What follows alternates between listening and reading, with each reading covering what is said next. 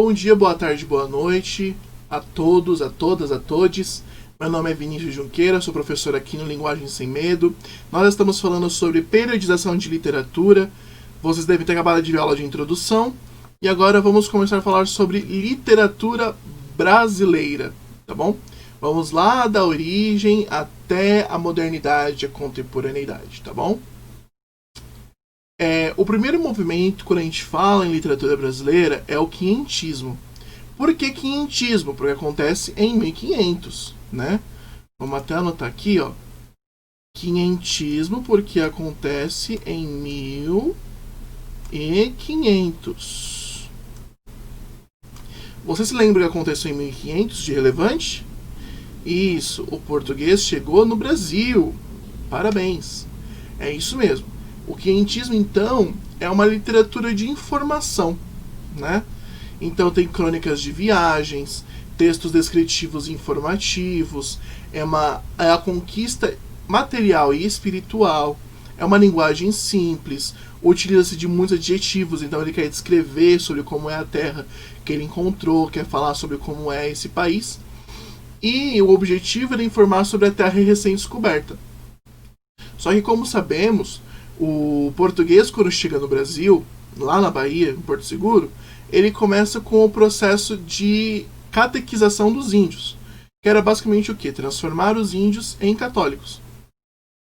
E aí nós temos também uma literatura de catequese, além da literatura de informação, que é trabalho catequético, que fazia parte da aculturação indígena, poesias de fundamentação religiosa, é uma linguagem intelectual despojada, vocabulário simples e ingênuo. Tinha os teatros catequizadores, onde tinha geografias que contavam a história dos índios não, história dos santos, né? E tinha a linguagem entre o latim, o português e o tupi, né? Tivemos a criação do primeiro dicionário de tupi nessa época.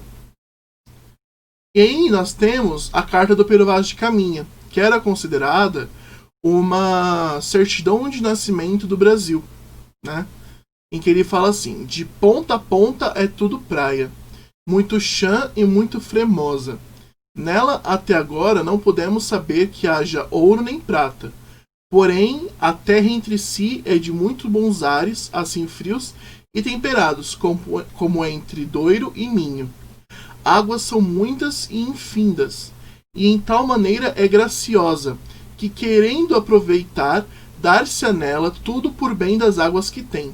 Porém, o melhor fruto nela se pode fazer, me parece, que será salvar esta gente, e essa deve ser a principal semente que Vossa Alteza deve lançar. Então ele está descrevendo sobre como é a terra para o rei da época, né? E começa a falar sobre como a terra é bonita, como apesar de não se ter encontrado ouro e prata, é uma terra de bons ares, né, graciosa, que dá para se aproveitar, que tem muitas águas, que é praia de ponta a ponta, né? Só que ele remonta que é necessário fazer esse trabalho catequético, né? Quando ele fala salvar essa gente, transformar essas pessoas em católicas, transformar esses índios que foram encontrados aqui em cristãos, né? Então essa é a primeira semente que Vossa Alteza em ela deve lançar, deve ser esse o primeiro começo em que deve ser feito aqui. E aí nós temos o Barroco. O Barroco é um movimento que acontece logo após, saindo daquela literatura catequética. Esse movimento nós também podemos chamar de seiscentismo. Vocês podem encontrar com esses dois nomes, né? Então aqui o Barroco, ele é marcado por ser uma literatura de confusão, de conflito. Por quê? Existia uma questão que era a seguinte: o homem trabalhava e juntava seu ouro para poder ter uma vida tranquila, né? E aí vem o padre, pega a Bíblia, pega lá Lucas e fala assim: é mais fácil um camelo passar pelo buraco da agulha do que um homem rico entrar no reino dos céus. O homem quebra, surta, né? Ele fala: como assim? Por quê? Né? Como que eu, que trabalhei a vida inteira, vou abrir mão do meu ouro agora, né? e ter que dar isso ainda para a igreja. Como assim, né? E aí começam a surgir esses conflitos internos. O homem se torna um homem conflituoso, né? E aí isso se reflete na literatura, porque o barroco é uma literatura de conflitos, de bifrontismos, de dualidades. Temos lá o teocentrismo contra o antropocentrismo, que é quem é mais importante, quem está no meio, o homem ou Deus? Quem que está no meio, quem é o mais importante, né? Temos o espírito contra a matéria, o claro contra o escuro, a riqueza contra a pobreza, a riqueza contra a igreja, né? É um movimento bem complicado que ele começa a ter algumas críticas e tal. E aí nós temos dois caminhos dentro do barroco, o cultismo e o conceptismo. O cultismo é de uma linguagem culta, rebuscada, ligada à forma, um jogo de palavras, né? E temos o conceptismo, que é o jogo de ideias, ligado ao conteúdo, ao raciocínio lógico, com a influência do espanhol Quevedo. Nós temos como um dos autores mais importantes do barroco, o Gregório de Matos, que também era conhecido como Boca do Inferno. Ele escreveu textos amorosos, religiosos, satíricos, filosóficos e feceninos. Os amorosos são literais, de elogio, né? A religiosa é uma conversa direta com as divindades. Então, é um pedido de perdão, mas a gente vai entender como eram os pedidos de perdão feitos pelo Gregório de Matos. A satírica, que era ofensa, xingamentos, era o famoso meter o pau, que ele começou a usar palavrões. A filosófica, que era reflexões sobre a existência e a vida. E a fecenina, que era textos de cunho sexual, real ou satírico, tá? Vamos analisar um pouquinho, então, o texto A Jesus Cristo Nosso Senhor, do Gregório de Matos. Como que a gente faz essa análise? Primeiro vamos fazer uma leitura geral, tá? Pequei, Senhor, mas não hei pecado. De vossa alta clemência me despido. Porque quanto mais tenho delinquido, vos tenho a perdoar mais empenhado. Se basta vos irar tanto um pecado, a abrandar-vos sobeja um só gemido, que a mesma culpa que vos há ofendido, vos tem para o perdão lisonjeado. Se uma ovelha perdida e já cobrada, glória tal e prazer tão repentino, vos deu, como afirmais na sacra história, eu sou o Senhor, a ovelha desgarrada, cobrai-a, e não queirais, pastor divino, perder na vossa ovelha a vossa glória. Parece um texto que ele realmente está pedindo perdão pelos pecados, né? Tanto que o nome do texto é A Jesus Cristo Nosso Senhor. Parece que ele escreveu uma carta, né? E ele está aqui se dirigindo ao remetente, né? Que é Jesus Cristo. Ele é Jesus Cristo Nosso Senhor. Vamos fazer a análise? Pequei, Senhor, mas não porque hei pecado. De vossa alta clemência me despido. Ou seja, quando ele fala me despido, eu vou ficar nu perante Deus, né? Então eu não tenho o porquê me esconder, tá? Então, porque quanto mais tenho delinquido, vos tenho a perdoar mais empenhado. Até aqui, tudo ok. Quanto mais eu pequei, mais você em perdoar se mostrou empenhado, né? Se basta vos irar tanto um pecado, abrandar-vos sobeja um só gemido, que a mesma culpa que vos há ofendido vos tem para o perdão lisonjeado. Como assim? Se basta você ficar tão irado, tão bravo, né, a um pecado, e abrandar-vos sobeja um só gemido, ou seja, quando você fala pequei, Senhor, é como se fosse um gemido, né? Tipo, me desculpe, Senhor, pelo pecado que cometi. Pequei, Senhor, sou um pecador. Tudo isso é o gemido. Então, Jesus fica irado com o pecado, mas abranda um só gemido. Só o fato de ele falar pequei, Senhor, já deixa ele mais calmo. Deixa Jesus mais calmo. Que a mesma culpa que vos há ofendido, vos tem para o perdão lisonjeado. Ou seja, que a mesma culpa, que a mesma raiva que o ofendeu, ou seja, que o pecado que eu cometi te ofendeu, vos tem para o perdão lisonjeado. Então, quando eu peco, eu ofendo Jesus. Mas Jesus fica tão feliz quando eu falo que eu me arrependi, que ele se sente lisonjeado e me perdoa, né?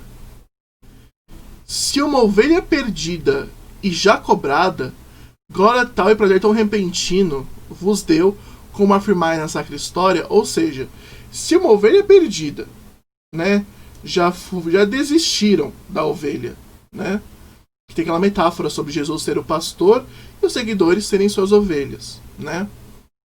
Então, se uma ovelha perdida é cobrada, ou seja, ela fala pequei, uma ovelha perdida fala pequei, glória tal e prazer tão repentino vos deu. Ou seja, se eu peco uma vez na vida e peço perdão e vivo só na graça de Jesus, Jesus não vai me dar valor, porque ele não tem se sentido lisonjeado por ter redimido essa pessoa, né?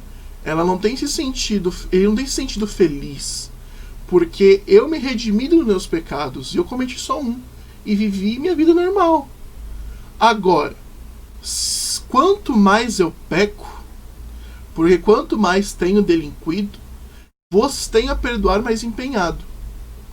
Então, ele fala, quanto mais eu vou pecando, mais o Senhor vai se sentindo feliz por poder me perdoar.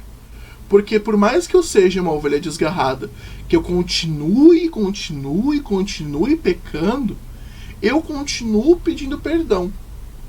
E Jesus continua perdoando. E eu, Senhor, a ovelha desgarrada, cobrai-a, e não quereis, pastor divino, perder na vossa ovelha a vossa glória. Ou seja, eu sou, no caso Gregório de Matos está no eu lírico, né? Eu sou, Senhor, a ovelha desgarrada.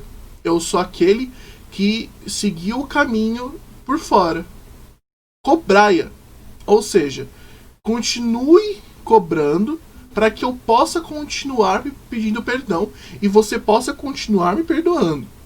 E não queirais, pastor divino, perder na vossa ovelha a vossa glória. Ou seja, eu posso pecar e nunca mais pedir perdão. E você não vai ter mais o prazer de me perdoar. Então, quanto mais eu peco, mais você pode me perdoar. Então, assim, enquanto eu vivo no pecado, para você é ruim. Para Jesus é ruim. Agora, quando eu peco diversas vezes e peço perdão a cada vez que eu peco, Jesus se sente mais lisonjeado, porque ele pôde perdoar o meu pecado. Percebe a forma como Gregório de Matos vai distorcendo o texto e vai transformando uma carta de perdão em uma barganha divina, né? Ele vai convencendo Jesus da importância dele e a importância dele continuar pecando. E isso é uma coisa muito maravilhosa e é uma coisa em que você percebe no Barroco. É um texto que é conflituoso. Ele, por mais que ele continue pecando, ele quer continuar pedindo perdão de Jesus, né? Então tem esse conflito entre o homem e a igreja, o homem e Deus, né? Novamente, quem está no centro? Está o homem ou está Deus? Qual é o mais importante? E aí Gregório de Matos começa esses questionamentos. E aí temos uma poesia que é fecenina, satírica, do Gregório de Matos, que ele diz: dizem que o vosso cu cota. Dizem que o vosso cu cota. Assopra sem zombaria, que parece artilharia quando vem chegando a frota. Parece que está de aposta este cu a peidos dar, porque jamais sem parar este grão cu de enchimão, sem pederneira ou murrão, está sempre a disparar. De cota, o seu arcabuz apontado sempre está, que entre noite e dia dá mais de 500 trus-trus. Não achareis muitos cus tão prontos a peidos dar, porque jamais sem parar faz tão grande bateria, que de noite nem de dia pode tal cu descansar. Cota, esse vosso arcabuz parece ser encantado, pois sempre está carregado disparando tantos trus. Arrenego de tais cus, porque este foi o primeiro cu de moça folieiro que tivesse tal saída para trocar toda a vida por fole de algum ferreiro. Então ele está tirando sarro dessa cota pelo fato do ânus dela soltar muitos puns. Ela sendo uma pessoa peidorreira, que tem o costume de soltar muitos puns. Então ele está fazendo uma sátira, falando como o ânus dela se parece com uma frota em artilharia, né? E falando que ela pode trocar a vida como fole de algum ferreiro, né? Aqui nós terminamos o barroco. Na próxima aula vamos entrar no arcadismo. Eu espero que vocês tenham gostado da aula até aqui. Deixem suas dúvidas aqui em cima ou aqui embaixo no Classroom, ok? Lembrem de comentar no Classroom, não no YouTube, ok? Vou ficando por aqui. Um beijo pra vocês e eu fui.